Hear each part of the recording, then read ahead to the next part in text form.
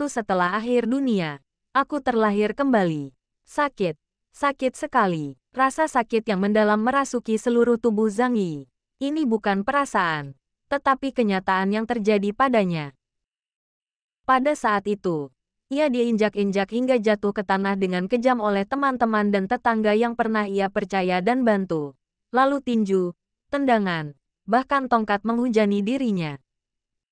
Di akhir zaman kelangkaan materi ini, mereka bahkan mengabaikan bantuan Zhang Yi dan menyerangnya. Di saat-saat terakhirnya, dia samar-samar melihat dewinya Fang Yuqing berdiri di belakang kerumunan, tampak menyedihkan dan berteriak, "Saya memintanya untuk membuka pintu. Anda harus memberi saya sebagian perlengkapan tambahan."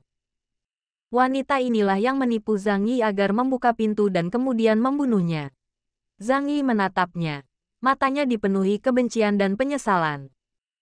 Aku hanya bisa menyalahkan diriku sendiri karena terlalu bodoh dan terlalu baik.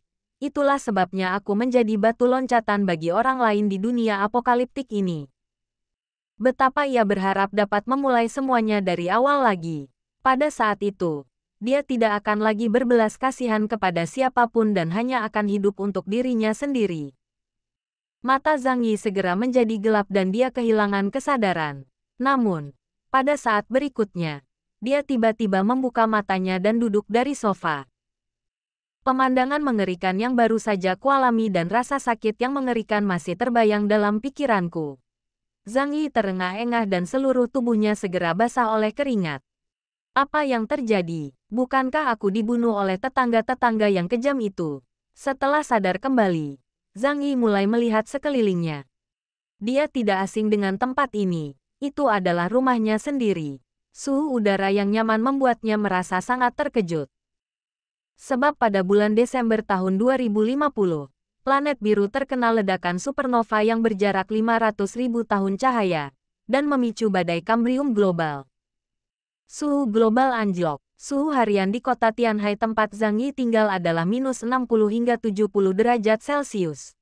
Badai salju itu berlangsung selama sebulan dan membanjiri seluruh kota. Dikatakan bahwa di wilayah utara Cina, suhunya bahkan mencapai minus 100 derajat Celcius yang mengerikan, dan bumi terkubur seluruhnya dalam es dan salju. Berbagai makhluk hidup punah secara besar-besaran.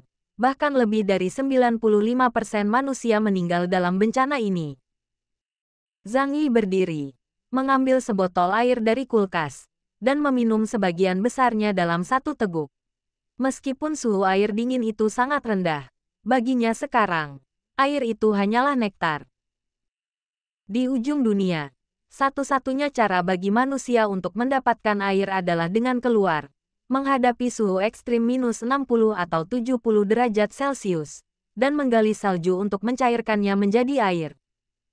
Pekerjaan semacam ini dapat dengan mudah menyebabkan orang mati kedinginan. Setelah Zhang Yi selesai minum air, dia membuka ponselnya dan melihatnya. Waktu yang ditampilkan di sana adalah tanggal 12 November. Masih ada sebulan penuh sampai kiamat. Sepertinya aku terlahir kembali. Zhang Yi menarik napas dalam-dalam dan segera memahami apa yang terjadi. Pengalaman bulan itu tidak mungkin mimpi, terutama rasa sakit karena dipotong-potong, yang terlalu nyata. Zhang Yi mengangkat kepalanya, merasa sangat lega setelah selamat dari bencana. Pada saat yang sama, cahaya yang sangat tajam melintas di matanya. Dia ingat dengan jelas orang-orang yang membunuhnya. Dalam kehidupan ini, ia harus hidup dengan baik dan tidak pernah bersikap baik kepada binatang buas itu lagi. Terlebih lagi, demi memastikan keselamatannya sendiri, dia harus membalas dendam tanpa ampun kepada orang-orang itu.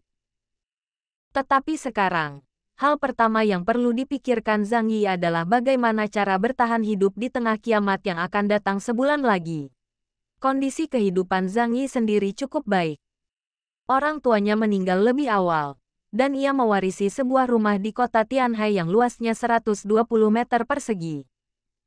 Ia memiliki tabungan lebih dari 2 juta yuan, yang dianggap cukup banyak dalam keadaan normal. Tetapi ketika akhir dunia tiba, akan terjadi kekurangan pasokan yang besar di seluruh dunia.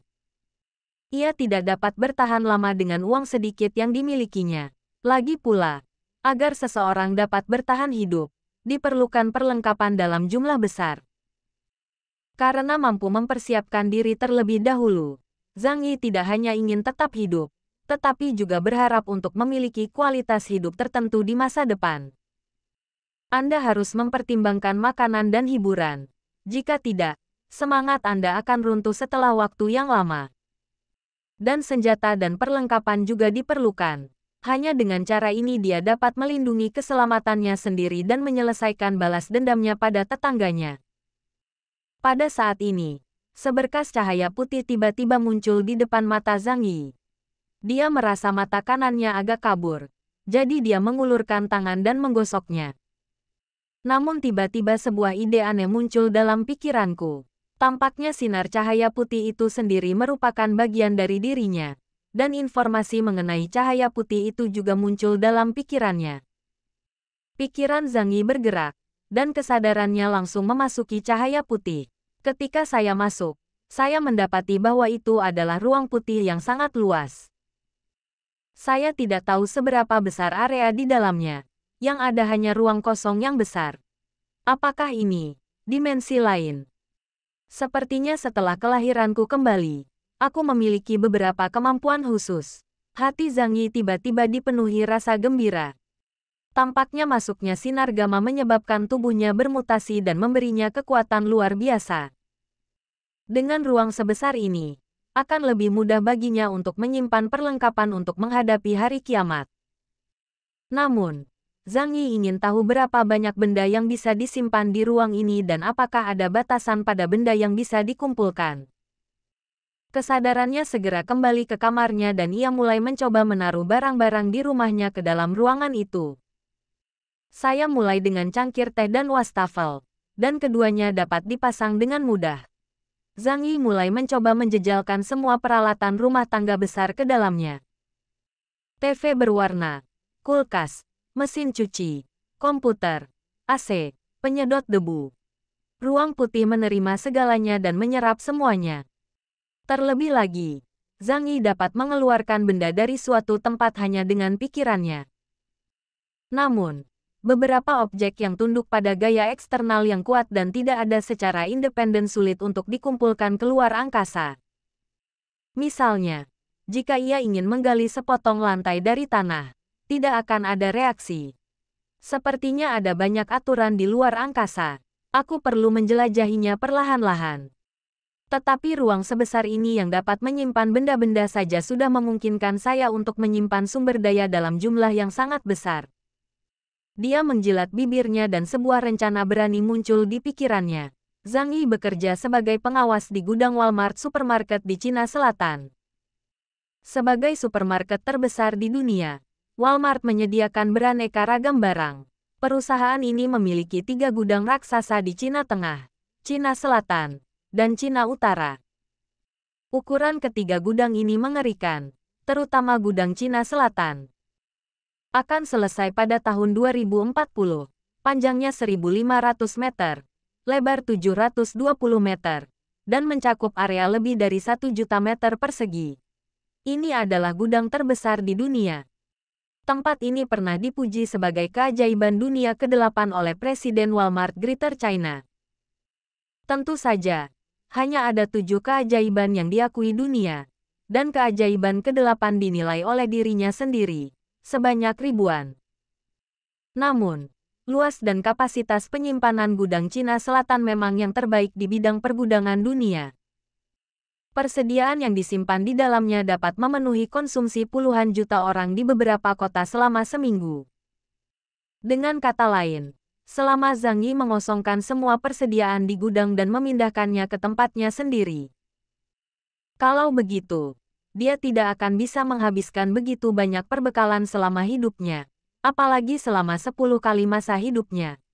Yang terpenting adalah kontrol kualitas Walmart sangat ketat. Tidak ada barang-barang lain yang berkualitas rendah di gudang, baik itu makanan, perlengkapan departemen store, atau barang mewah. Semuanya adalah merek besar dengan reputasi baik. Jika Zhang Yi dapat mengosongkan gudang Walmart, dia tidak perlu khawatir tentang persediaan saat akhir dunia tiba. dan dia juga dapat menjalani kehidupan yang sangat riang. Sebagai pengawas gudang, Zhang Yi sangat mengenal setiap rak, peralatan pemantauan, dan jadwal staf di gudang. Jelas bukan tugas yang sulit baginya untuk mengosongkan gudang. Setelah mengambil keputusan, Zhang Yi merasa jauh lebih rileks. Gugu gelombang. Tepat pada saat itu, perut Zhang Yi keroncongan tanda protes. Zhang Yi menyentuh perutnya dan menatap ayam rebus dengan nasi di atas meja. Zhang Yi menyentuh dagunya dan ragu-ragu sejenak. Akhirnya tersenyum dan menggelengkan kepalanya, memilih untuk menyerah makan di luar. Sebulan lagi kiamat akan tiba. Aku harus segera menghabiskan semua makanan lezat itu. Kalau tidak aku tidak akan sempat memakannya nanti. Kenapa aku harus pelit dengan diriku sendiri? Dia telah bertahan hidup selama sebulan dalam kedinginan dan kelaparan. Kini dia sangat menginginkan makanan hangat dan lezat. Mengapa menyimpan uang? Setelah kiamat, semua uang akan menjadi kertas bekas. Jadi, lebih baik belanjakan sekarang agar tidak terbuang sia-sia. Zhang Yi berbalik dengan anggun, siap untuk mencari restoran mewah yang sebelumnya enggan ia kunjungi dan menikmati makanan enak.